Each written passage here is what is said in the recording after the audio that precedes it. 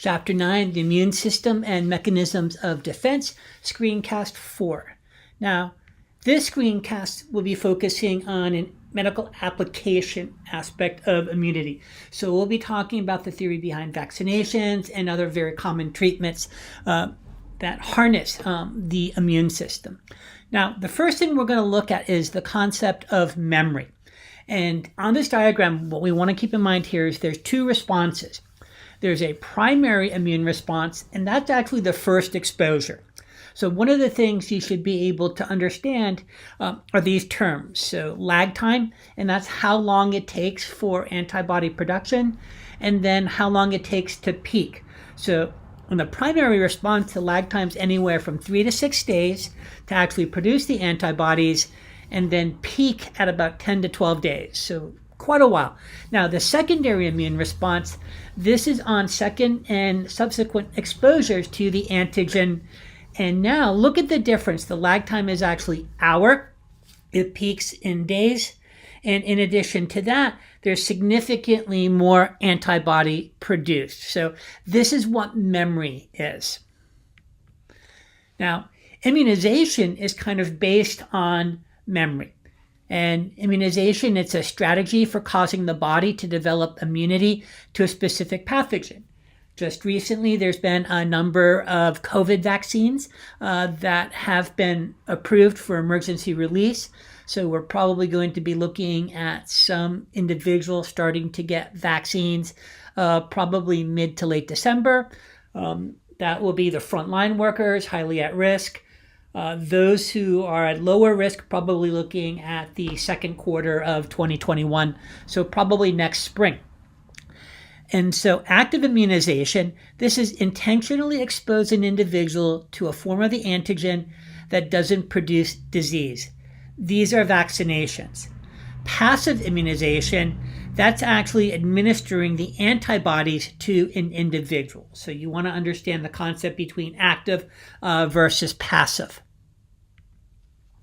Now, another treatment that's in the news, monoclonal antibodies, and specific antibodies produced in the laboratory by a hybrid B cell clone.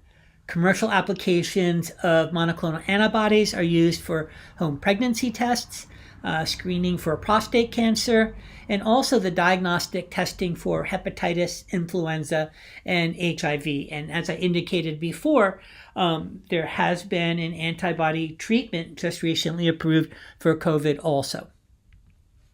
Here we can basically look at the development of a vaccine.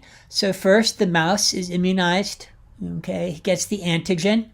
And then what happens, B cells are extracted from the mouse's spleen. And here, okay, so we have these cancer cells. And what they're doing now is fusing the antibody-producing B cells with cancer cells to produce fast-growing cells. So here we have the hybrid cell.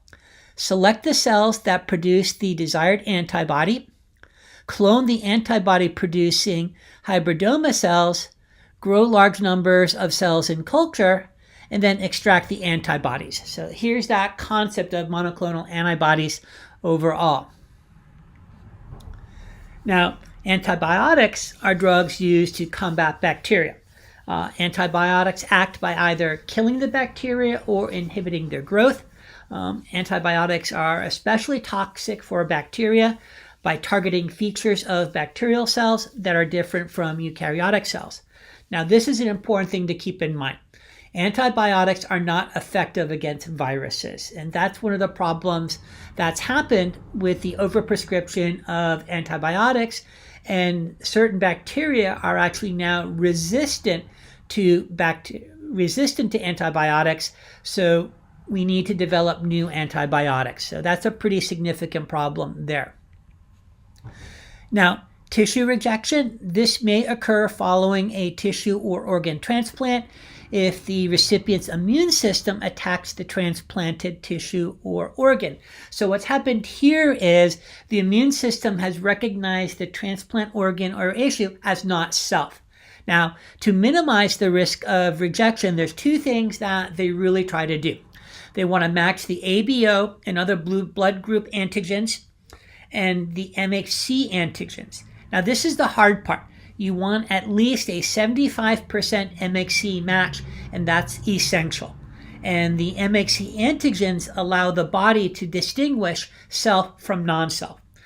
Typically, people that get an organ transplant will also be on immunosuppressive drugs. And what this does, these drugs prevent the patient's immune system from attacking the transplanted tissue. Now, allergies are another example, and what they are hypersensitivities. And so typically what we see is an appropriate and inappropriate response to an allergen. An allergen can be any substance or antigen that causes an allergic reaction. Not a pathogen, but the body reacts as though it is a pathogen. So if we look at some examples of very common allergens, pollen, bee venom, foods, so peanuts, seafood, shrimp, things like that, and oil from the poison ivy or poison sumac or poison oak. So those are things that people have hypersensitivities to. Now, what happens basically is an excessive inflammatory response, and this is actually mediated by IgE. And basophils, mast cells, and histamine all play a role. Now, reactions may be localized or systemic. Localized means it only affects the exposed area, whereas systemic affects several organ systems. Anaphylactic shock is an example here. That is a severe, life-threatening systemic reaction. Individuals will have difficulty breathing, collapse of the circulatory system, drop in blood pressure, very, very significant, dangerous reaction. These are the individuals that will need an EpiPen. Now, when we look at how allergies are treated, quite often antihistamines, that's treatment of mild to moderate reactions. We'll look at epinephrine, as I indicated before, that is to treat anaphylactic shock. And then we also have individuals that get allergy shots. So those are all common treatments for people that have allergies. Here we can basically look at the primary immune response. So there's the allergen, there's the B cell. So the exposure to allergen causes B cells to produce specific IgE antibodies. Okay, the IgE antibodies bind to mast cells and basophils, and that sensitizes them to future exposures of the same allergen. Now, here's the secondary response. The next time there's exposure to the allergen, the mast cells and basophils will release histamine, and histamine is what's responsible for causing either the localized or systemic inflammatory response. Now, there also are autoimmune disorders, and these are disorders when there is an inability of the immune system to distinguish self from non-self. So autoantibodies and cytotoxic T cells actually target the body's own tissues.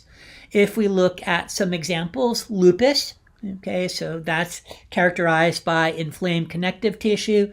It may affect a variety of organs. If we have rheumatoid arthritis, that's specific to the inflammation of the synovial membrane. That's not osteoarthritis.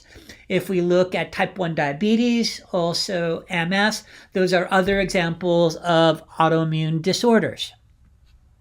Here we can see rheumatoid arthritis, and once again, this is very different from osteoarthritis. Osteoarthritis, remember, is wearing down of the hyaline or articular cartilage. This is an entirely different process here. And you can see the x-ray and the disfigurement specifically within the joints.